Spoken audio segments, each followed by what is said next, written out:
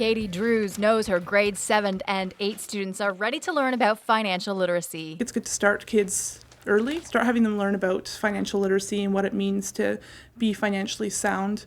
Instead of once they graduate, okay, this is what you need to do to save money, and now they've kind of missed the boat. You can almost compare it to surfing and riding a wave. Get them ahead of the wave from the get-go rather than constantly trying to catch the wave their whole life. So if we teach them now, hopefully they'll catch that wave and stay in front of it. She'll team teach this lesson with special education resource teacher Deb Van Hees. Financial literacy, explicitly teaching financial literacy is fairly new for us. So to bounce ideas off and balance and check my own personal biases and make sure that I'm not biased in terms of how I'm presenting it to the students as compared to Katie's perspective, it was really effective for us to discuss that. They also discussed their understanding of financial literacy within the existing curriculum. For me, it was a matter of seeing what the financial literacy entailed, that it wasn't a whole new curriculum. It's already integrated into everything. It's just teasing it out and highlighting it. So it's just a matter of me going through and seeing exactly what's included in there.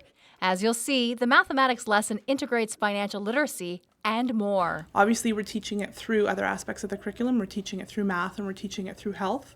In math, in today's lesson, we incorporated, we talked about quantities, we talked about unit rates, we talked about prices, and then health, we talked about reasonable health choices and skills that they'll need to plan a party. Katie sees those skills as fundamental to developing global awareness and understanding of how their spending can impact the economy. Students see real-life connections to financial literacy. While grocery shopping, most of the time my dad and I go together. We could compare the prices of different drinks at different grocery stores. This student, like most of the children participating in this lesson, is deaf. Some are hard of hearing. The children here, their first language is American Sign Language. And we have to understand that. And so the written English, if we're teaching anything through written script, then that's their second language, and we have to be aware of that. For kids who are deaf, the issue is not the deafness itself, it's language. We often say as teachers of the deaf, we're teachers of language because you don't have access to an auditory language, and the majority of the world operates in an auditory language, whether it's English or French or any other language. For us, the language of instruction here is ASL, which is a visual language.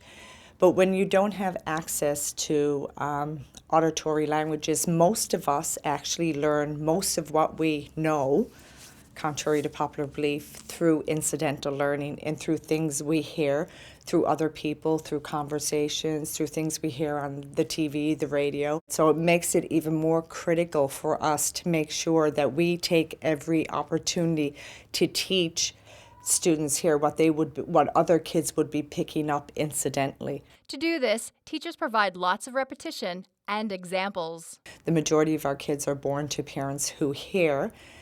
The kids are here learning ASL, and ASL is their language of instruction, and many parents don't sign to the level that they would need to be able to explain concepts of financial literacy, to be able to explain credit cards and debit cards and mortgages.